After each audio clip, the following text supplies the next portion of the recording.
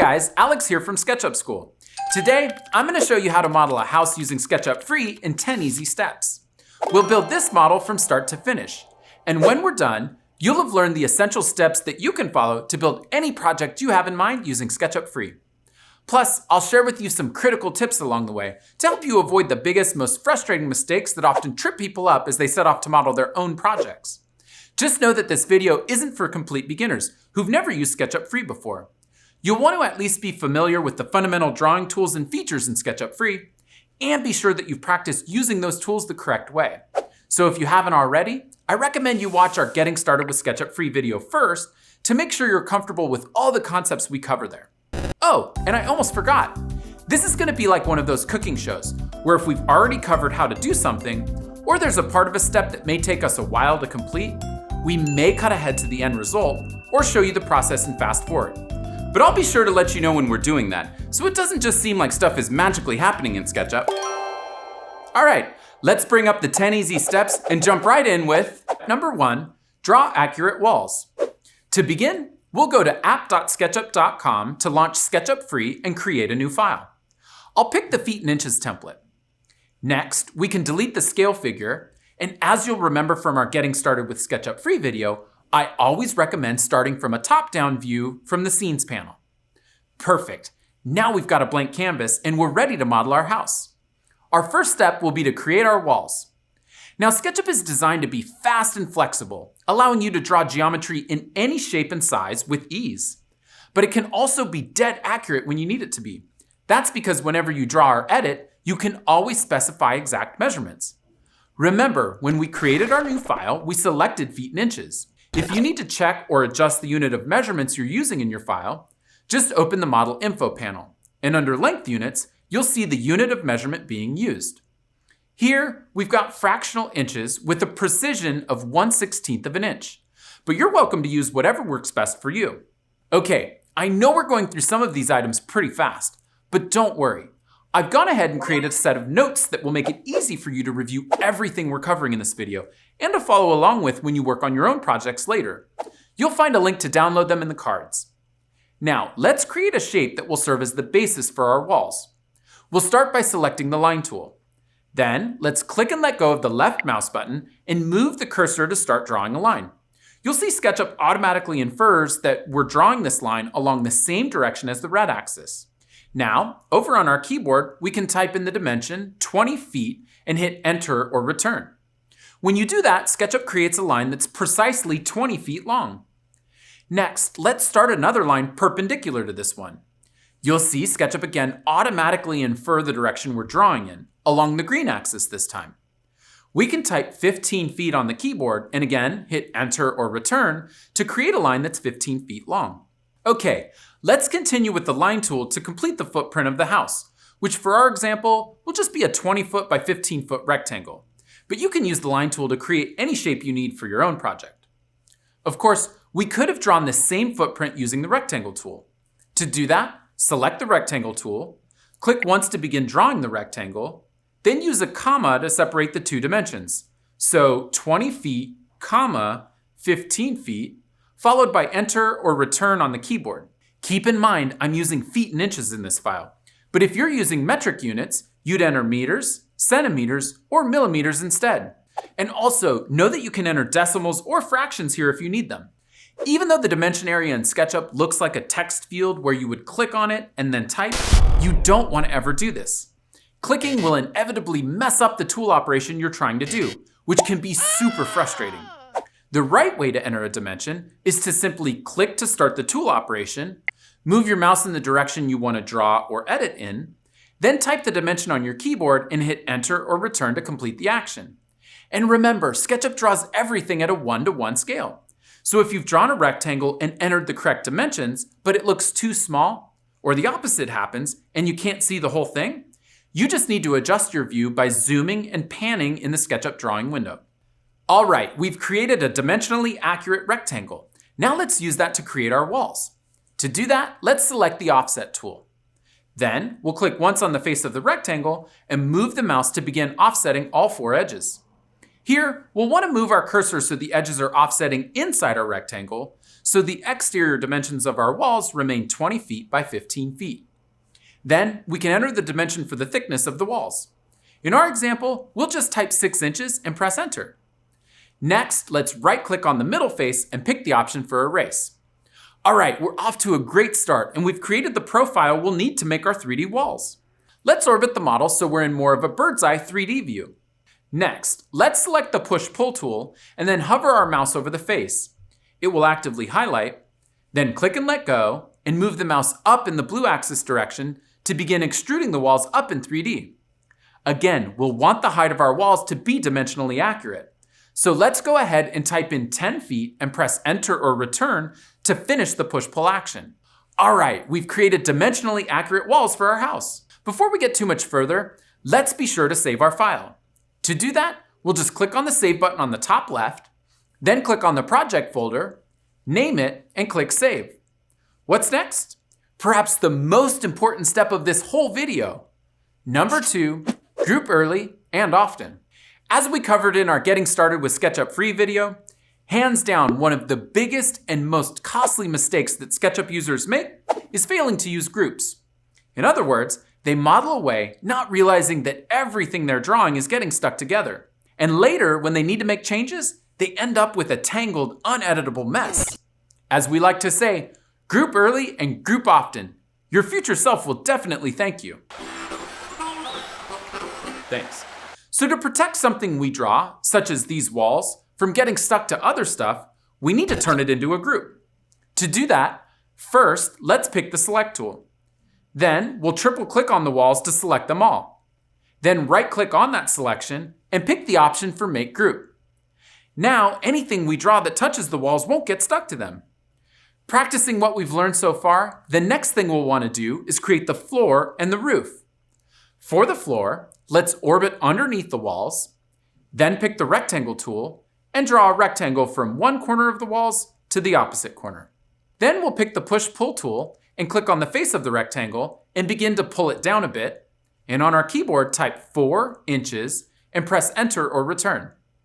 Next, let's switch to the Select tool and triple click on the floor to select the whole thing. Notice that we didn't select the walls. They're protected by being a group, and we'll right click and make the floor a group as well. We'll follow the same process for creating the roof. It'll be easiest to make it flat now, and then we can come back and give it a slope later. So we'll orbit to get a better view, then draw a rectangle, and use the Push-Pull tool to give it some thickness. This time, we'll set it to 8 inches. Then, let's also give our roof an overhang by using the Push-Pull tool again. We'll say 2 feet, and press enter or return to complete the action. Again, let's not forget the most important step here and make the roof into a group. Okay, now that we have our floor, walls, and roof, we're ready to move on to step number 3, edit groups to add detail.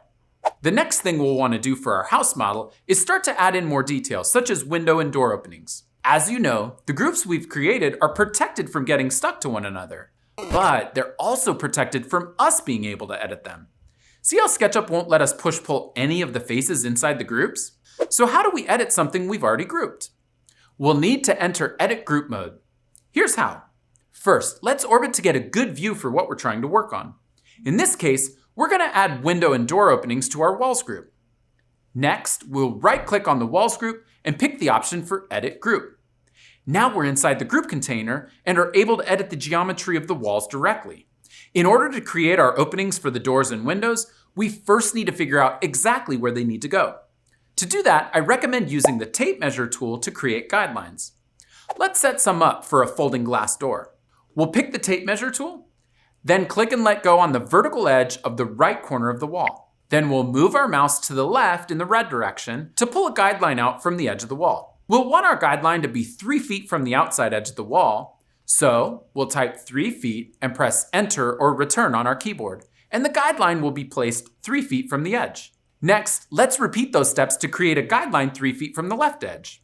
Finally, we'll create a guideline for the height of the opening. Using the Tape Measure tool again, we'll click once and let go, this time from the bottom edge, and move our mouse up in the blue direction. Then we'll type in 8 feet, press enter or return on our keyboard, and the guideline will be placed 8 feet from the bottom edge. Now that we've created accurate guidelines for where the opening will go, we can use the Rectangle and Push-Pull tools to quickly create it. First, let's pick the Rectangle tool. Then draw a rectangle from the top left intersection where the guidelines meet to the bottom right intersection where the vertical guideline meets the bottom edge. This rectangle will be the shape of our opening. Next, let's pick push-pull. Then we'll click once and let go on the face of the rectangle we just drew and push-pull towards the back side of the walls. We're looking for a blue inference dot that says on face, and may also notice that the white face flickers with blue splotches. When we have this on-face inference showing, we can click again to finish the push-pull, and SketchUp automatically punches out an opening. That's because when we push-pull one face to another face, the two faces cancel each other out, making it easy to carve away or punch out openings. Let's repeat the same process to create the opening for the window on the side of the house. We'll start by orbiting to get a better view. We should still be in edit group mode for the walls group. We can tell if we see the dotted bounding box around our walls. Again, we'll use the tape measure tool to create guidelines for our window opening. Let's set these 3 feet from each side, and the bottom of the window 3 feet from the floor. Then let's create another guideline from that bottom guide, which we can set to 5 feet for the height of the window opening. And again, once the guidelines are in place, we can draw a rectangle, then use the push-pull tool to punch out the window opening. Great! Now that we're done editing our walls group, we'll want to exit edit group mode. To do that, let's hover our cursor in the space away from the group, right-click, and pick the option for Close Group. Now, to clean our view up, since we no longer need these guidelines, let's open the display panel on the right and select Delete All Guides. All right, we've got the basic shape of our house drawn accurately, and everything is safely grouped. We're ready for the next step. Number 4, stay organized with tags. As we create more detailed models in SketchUp, we'll end up with a lot of groups. And while groups won't get stuck together, sometimes they can get in the way of each other, making it hard for us to see or edit the part of the model we're trying to work on. Fortunately, we can use the tags feature in SketchUp to turn the visibility of a group on and off. Not only can this be helpful when we're working on our model and need to hide something in our way, but it's also useful later for controlling what options we want to see in our final model or presentation. So now that we have a few groups in our model, let's create and assign some tags to stay organized and make it easier to edit what we need to as we continue on. Let's start with the roof. First, let's open the tags panel on the right side of the screen and click on the plus symbol to create a new tag. Then, double-click the tag name and rename it Roof. And on our keyboard, press Enter or Return to finish creating the tag. Next, we'll need to assign that tag to a group. To do that, let's right-click on the roof group and pick the option for Entity Info. In the Entity Info dialog box, we'll see that the current tag is Untagged. We can click on Untagged and then select the roof tag we just created. And now we've assigned that tag to the group. Now in the Tags panel, we can click on the eye icon to the left of the roof tag to toggle on and off the visibility of that tag. Okay, let's repeat these same steps to create and assign tags to the walls group and the floor group.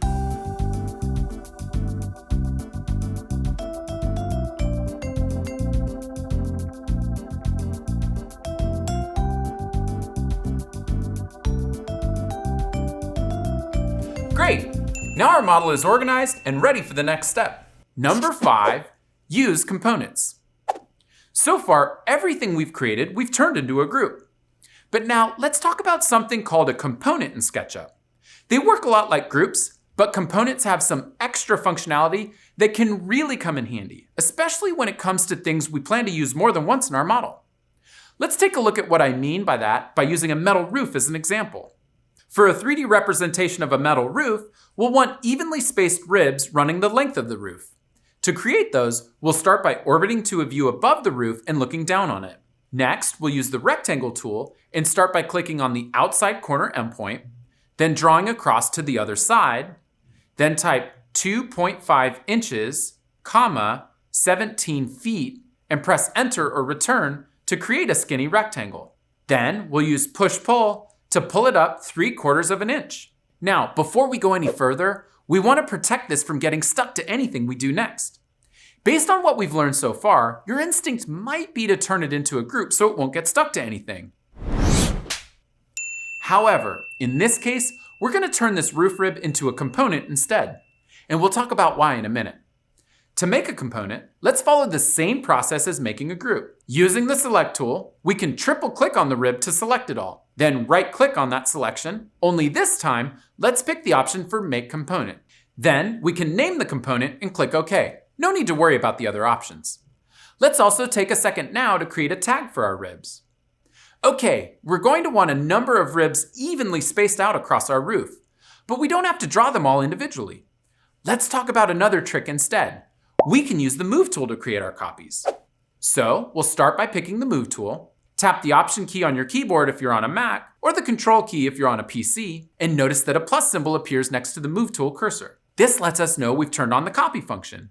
Now, any object we click to move will create a copy of that object instead of moving it. Let's move a copy of the rib to the other side of the roof by hovering over the inside bottom corner point of the rib. We'll click and let go on that point, then move the cursor onto the far corner of the roof, then click and let go to set the copy in place. But wait, if you're following along at home, take your hands off your mouse and keyboard and don't do anything else yet. We just moved a single copy of the rib, but here's the trick.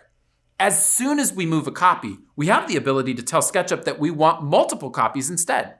For example, we can type 5 and the / key and then press Enter or Return, and we will end up creating 5 copies of the rib. Notice that there are 6 ribs. The first one is the original and the other 5 are the copies. What we've just done is called a divide array.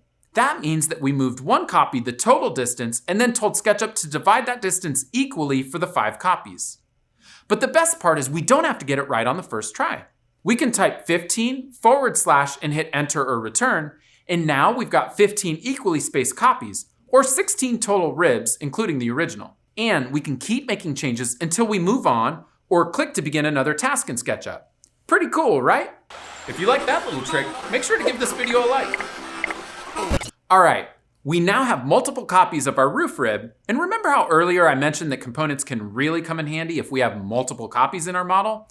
Well, now I can show you what I mean. Let's say that we've done all this work, but now we decide that the roof ribs would look better if we added some detail.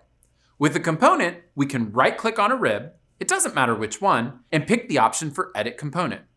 Then, using the Move tool, we can click on the top edge and move it in the red direction, and type 3/4 of an inch, and press Return or Enter. Then we can do the same thing with the other top edge, moving it in 3/4 of an inch. Notice that when you edit one component, all of the others are edited too. This is a huge time saver. Okay, we're done editing our roof rib component. Let's right-click outside of the bounding box and pick the option for Close Component. Now we're ready for the next step.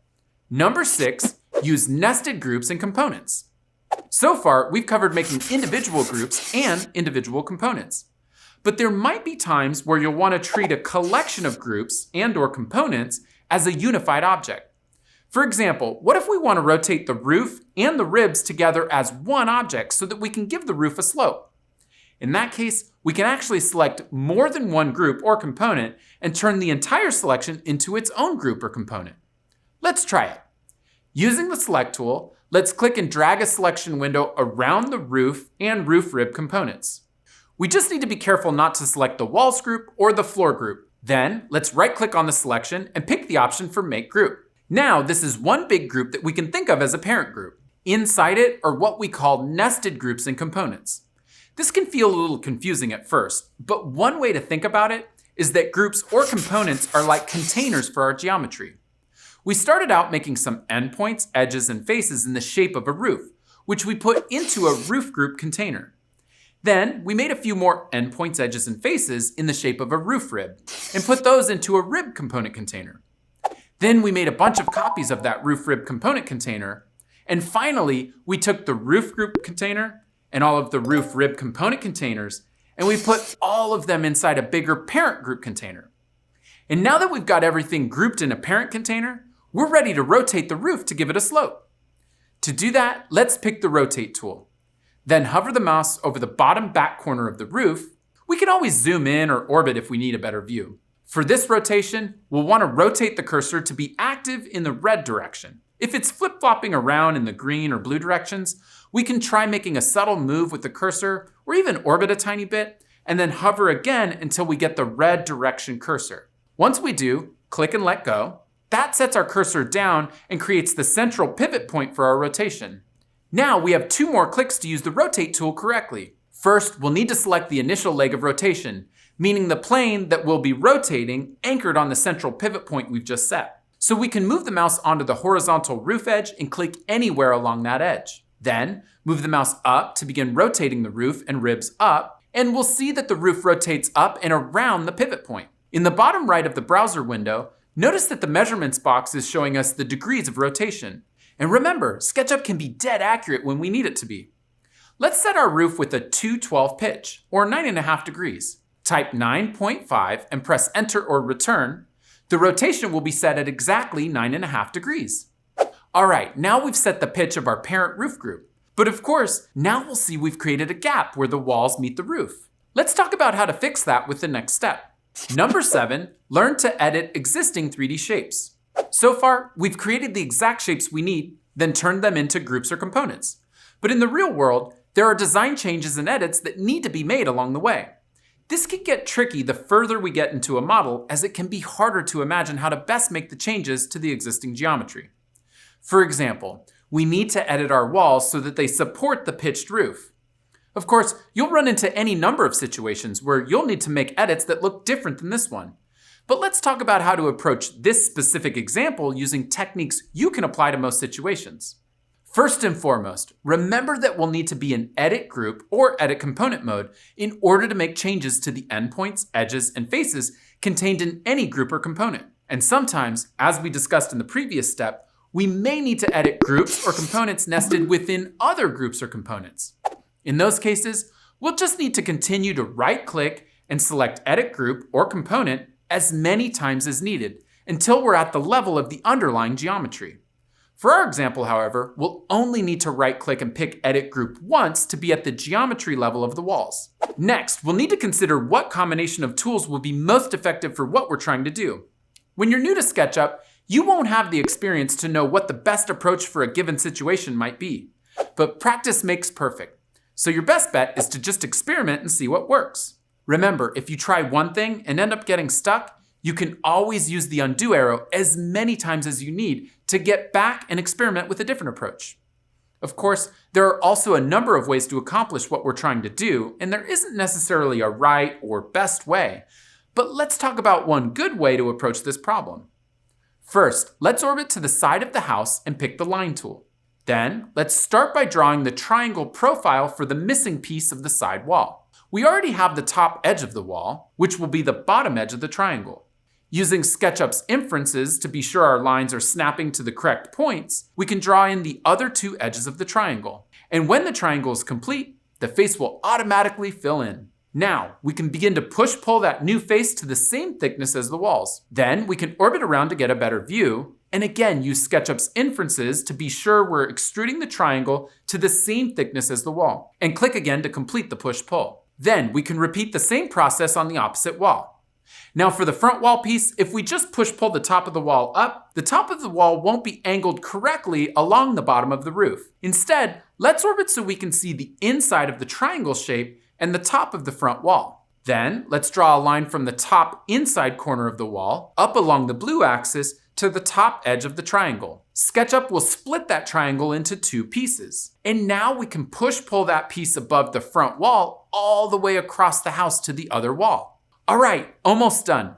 The final step is to erase the extra edges we don't need. We can do that using the eraser tool. It's looking good. Now we can right-click outside the group and pick Close Group. Before moving on to our next major step, you can continue to edit the groups and components we've made using the same techniques we've covered to clean up any overlapping geometry or extra lines. Then we're ready for the next step. Number 8, use pre-made components from the 3D warehouse. When it comes time to add objects to your models, know that you don't have to model everything yourself. SketchUp Free comes with access to the 3D warehouse, which is a vast library of components made by other people that are free to use in your projects. The 3D warehouse makes it easy to find models of all kinds of different objects, from furniture to plants, appliances, you name it. And many of them are made to the exact product specifications by product manufacturers themselves. Using these 3D components can save you a ton of time and can make your models look great. Let's learn and practice how to use the 3D warehouse on our example project. To access the 3D warehouse, click on the 3D warehouse icon on the right side of the screen. This will open a new window where we can browse by clicking on thumbnails for featured content or search for something more specific. For our house, let's search for window in the search box and press the return key. The results are divided into categories. So above all the thumbnails, we see products, models, collections, and catalogs. Products are components that are accurate representations of real-world products and have been verified by the company that makes the product. Models are any other type of component. Note that many models can be extremely accurate representations of products, but if they haven't been made and verified by the company itself, they'll still fall under the models category. Collections are like folders of models. Any SketchUp user can save collections like folders of their favorite models to make it easier to access them later. Often, a good way to find nice models is looking at collections saved by other users. And lastly, catalogs are like collections, only they contain products instead of models. At this point, we could download any window we like, and it would be imported directly into our project. But to make things easier for the purposes of this example, we've gone ahead and created an entire collection of components suited to our house example, including a window. To find it, type SketchUp School in the search box and press Return. Then we can click on the Collections tab and click on the How to Model a House in SketchUp Free thumbnail. There, we'll see the window component. Then we can click on the download icon in the lower right to download the window into our model. When we download something from the 3D warehouse, it comes into our project attached to the Move Tool cursor. Now, let's hover over the bottom edge of the window opening and click on it to set the window down. Don't worry if it's not oriented properly yet. Now take note, when we click to set the window down on the bottom of the opening, this was intentional. Our first click should be to set a component in a logical place relative to where it eventually needs to go. For something sitting on the floor, we would click to set it on the floor. In this case, the window is sitting on the opening, so that's where we set it down. Next, we'll need to rotate the window component to face the right way, in this case, 90 degrees. Even though we're going to rotate and move it, we can actually do all of that with the Move tool. To do that, if we hover over the top of the window, 4 red plus symbols appear. Let's hover over one of the red pluses, it doesn't matter which one, and the cursor will turn into a compass or rotate icon. Once we see that, we can click and let go on that red plus, then move the mouse to begin rotating the window about its center point. We can hover over the tick marks on the tool icon to rotate in 15-degree increments until we get to 90 degrees. Then, click and let go to end the rotation. Next, we'll move the window into the exact spot where it needs to sit. To do that, we need to be intentional about the point we click on the window so that we can then move that point onto a particular point in the opening. For this example, it's best to click on the bottom corner endpoint of the window and then move the cursor onto the bottom corner endpoint of the opening and click to finish moving the window to that exact point. Great, now we can repeat the same steps to add the folding door. So we'll open the 3D warehouse, then find the folding door in the How to Model a House in SketchUp Free collection, then download it, and finally, we'll use the Move tool, being careful to click on exact points to move it into place. And as you probably saw from the collection, we've included all sorts of things for you to add to both the interior and exterior of the house. So now would be a great time to practice what you've learned and add various components to your model. If you can't find something, or you have a question, or you just want to say hi, let us know in the comments below. All right, there's one thing we should talk about related to using components from the 3D warehouse. Sometimes you'll download something and it just won't work. The scale might be way off, or something about it isn't built in a way you'd like. Often, the best bet might be to just delete it and then go look for something else that will work. On the other hand, if it's looking pretty good, but just needs to be slightly altered to fit your design, it is possible to edit components that you download from the 3D warehouse, just as if you'd made them yourself. Just know that depending on what we're trying to edit, the level of difficulty can range from fairly straightforward to quite difficult, especially if whoever made the model didn't group their geometry. All right, there's one last piece to this step, and that's for us to remember that it's always a good idea to create tags for these components as we go. Of course, there's no right or wrong way to tag things, but we could, for instance, create a tag to assign all our furniture and fixtures to. That way it would be easy to toggle those on or off for different views that we might need. Okay, now that we've added all these objects from the 3D warehouse, let's talk about the next step. Number 9, add colors and materials. As we've been adding components, you've probably noticed that they already have colors and materials applied to them. But now let's talk about how to add colors and materials to the elements we're creating ourselves. To do that, let's right-click on the Walls group and pick the option for Edit Group. Then let's pick the Paint Bucket tool. Then we can click on the Browse icon in the panel on the right and pick Colors. Next, Scroll down the list of color swatches and click on one to fill our paint bucket with that color. Then we can move the mouse onto the face of the wall and click to paint that color on that face. And what about materials like a wood floor? We can right-click outside the walls group and pick the option for Close Group. Then right-click on the floor and pick Edit Group. Let's scroll down the list of color swatches on the right until we can see the other categories at the very bottom. Click on the wood category to reveal a few wood material swatches. Click on one of them to fill the paint bucket with that material, then move the cursor onto the face of the floor and click on it to paint that material onto the floor. That's right, just like flat colors, we can paint materials onto any face in our model. That's because the material swatches are actually images of real-world materials that are designed to tile or repeat across any face we paint. Okay, a couple of things to note here. First, the materials that are available in SketchUp Free are low resolution, so they may look a little blurry, especially when we zoom in close. If you want to import higher quality materials, you can do that by going to the top menu and clicking Import. From there, select the file for the material you'd like to bring into SketchUp, and then select Material. You'll see the image attached to the Paint Bucket tool, click to add it to the desired face, and you'll see that you can then scale the material to whatever size you desire. Click again and SketchUp will place the material and automatically tile it. Inserting your own images in this way can be great for things like rugs or artwork, as well as nicer materials than you'll get out of the box in SketchUp Free. I've made sure to add links to some of my favorite materials resources in the notes for this video. And the other minor thing to note, if you want to customize the colors you specify, for example, picking an exact paint color rather than one of the default swatches, that's only available if you upgrade to the desktop version of SketchUp Pro. Okay, now that you know how to add colors and materials, this is a great time for you to practice what you've learned by repeating these steps and adding colors and materials to the rest of the house. Just remember that you need to get in and out of Edit Group or Component mode to paint the individual faces. All right, once we've got all our colors and materials set, we're ready for the last step. Number 10, create a final rendering.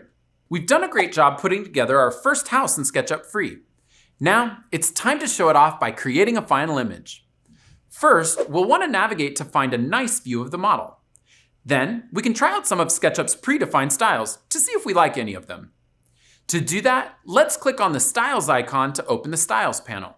There, we can see a bunch of options from standard colors to black and white to more artistic and sketchy styles.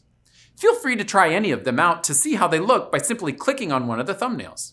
For this example though, let's stick to a standard, colored, shaded with texture style, and then let's talk about one more thing we can try. Let's open up the display panel on the right. Then let's check the box next to Shadows on. Now we can slide the time and date sliders to see shadows cast across the model. All right, this is looking pretty good. And now that we have a view and style settings that we like, we need to save a scene. To do that, let's click on the Scenes icon to open the Scenes panel on the right. Then click the plus icon to save the scene. If you get a warning, just pick the option for Save as a new style. Now if we navigate anywhere else in the model, we can always get right back to the saved view by clicking on the scene thumbnail. We can also use the Scenes feature to set up other views of our model that we might need. For instance, if we had a section cut using the Section Plane tool, we could switch to a top-down view, switch from perspective to parallel projection, open the display panel and hide section planes, then use the Styles panel to set our view to black and white. And we've got a nice looking plan view, which we can save as a new scene. And again, if we want to get back to our first scene, we can click on the scene thumbnail and the style, visible tags, and camera will all go back to their settings for that saved scene. All right, now that we've got our scene set up and we're ready to export our final image, let's talk about what to do next. First, it's always a good idea to save the file. Then we'll go to the menu in the upper left and pick Download the PNG. If you need a different image file format, like a JPEG for example, you'll need to upgrade beyond SketchUp Free. So for now, we'll stick with a PNG. In the export window, we can set our desired pixel dimensions and any other view options. And finally, click Export. Just know that PNG is a raster image, meaning it has a set pixel dimension. If you need the sort of image where the line work is crisp at any size, you'd need a vector format like a PDF, and you can only export vector formats using SketchUp Pro. Also, be aware that any image you export out of SketchUp Free will have the SketchUp logo watermarked in the upper right corner. To export an image without the logo, you'll also need to upgrade. And there's one last thing we should discuss when it comes to exporting a final image. There are a ton more options available to you if you upgrade beyond SketchUp Free. For instance, with SketchUp Pro, you can use a rendering extension or application that will allow you to create realistic lighting effects and add realistic materials to your model to create beautiful renderings or animations. And if you need to export other image or 3D file formats, CAD drawings like DWGs, create shop drawings, or even a full set of construction documents with detailed dimensions and annotations, you can only do that with a SketchUp Pro subscription. We have comprehensive courses on all those topics on our website if you're ready to get serious.